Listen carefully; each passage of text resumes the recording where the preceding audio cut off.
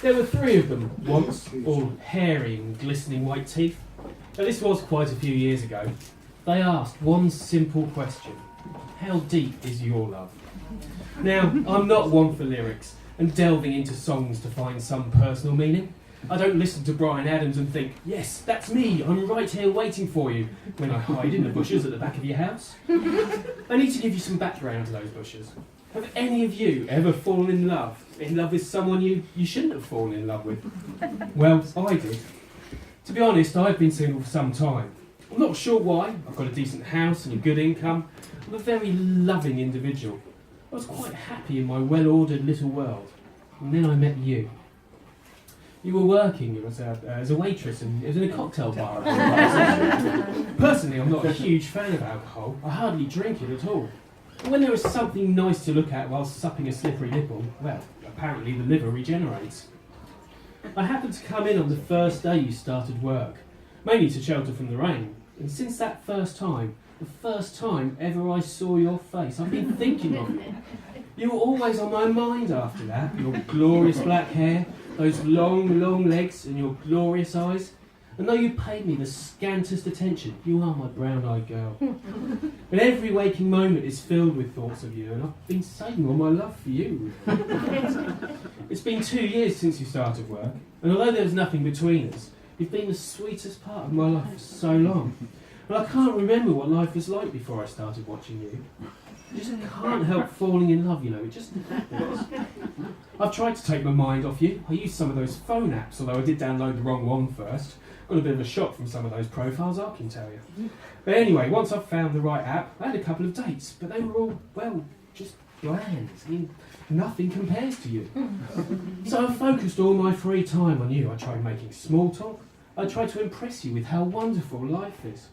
I used to sit there and pretend I was on the phone when you brought my drink over.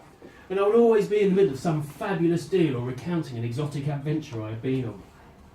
But I could never talk to you. You'd make me tongue-tied whenever you were near me. I just couldn't find the words. There are many things that I'd like to say to you, but I don't know how. So I just watched from afar. Thinking back, it's a good job we never got together, as I haven't even got a passport, to be honest. And though I've managed to get across the Isle of Wight a couple of times, I don't think that counts. So tonight, Valentine's night, was the night that all changed. I've been waiting for you, or at least a girl like you, anyway. And I decided I can't live if living is without you. So I've been waiting in those damn thorn bushes for 5 hours. But you're a little late and I'm already torn. Should I go ahead with this? Since I've been loving you, you've only ignored me. But I finally had to do something to show you how I feel. I suppose it's the possessive streak in me, but why should anyone else get to spend an evening with you? Once you'd actually spent some time in my company, then you would see that I'm the right man for you. I didn't think twice. In fact, more than that, and whether or not this was the right thing to do. But you have my love, and I need love too. And for 2 years, I've been hoping, praying for you to justify my love. But you never did. So my plan was simple. I would wait for you in the bushes until you get home. Then I would talk to you. I was going to act so casual, just bump into you as you walked up the path. You were staggering a bit, though, as you walked towards me. And you looked a little startled as I emerged from the bushes. But I decided to be honest with you. And I just blurted it out. Hi, Lizzie. I just called to say I love you, and I was wondering if you would come away with me in the night. But you took it the wrong way. I had to shut you up then. You were just making too much noise, and if the neighbours had come out, you were going on and on about me being a super creep, an invasion of privacy, and how many times you'd seen me lurking in those bushes before. But luckily I had a spare sock with me. So I used that as a gag. And you know what? You say it best when you say nothing at all. So we were there. You were gagged. Me, a little bit worried. This wasn't how it was supposed to go. I checked around. It was dark. We were alone. And despite everything, and because the night belongs to lovers, I felt we were sharing a special moment. Unfortunately, you were still wriggling and squirming, so I threw you into the boot of my car. I reckoned I had some time before you'd be missed. You don't live with anyone, but you're not alone. Sooner or later, your parents would report you missing, and I knew if you were gone from my life, I would miss you too, like the deserts miss the rain. I'm quite an organised guy, so I prepared in advance a little place for us. Fancy candles, a nice throw, even a little picnic, but it's out of the way, secluded. And it's just a little old place where we can get together. Hey, don't get the wrong idea about me though. It's not a love shack. I just want to spend some time with you.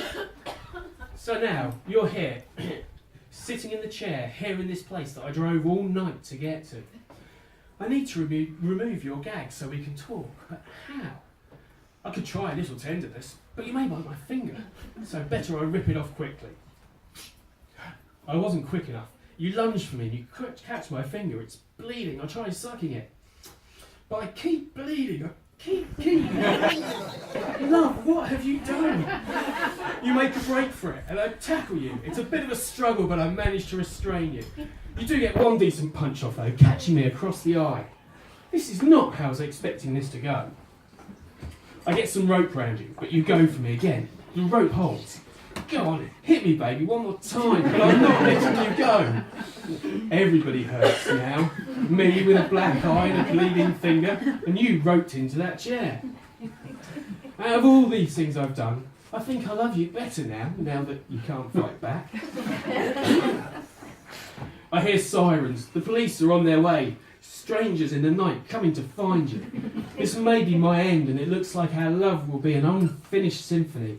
But I lower your chair down into the hole that I dug over the weekend. I am going to have to leave you. I have to run away. Really, I want to run to you.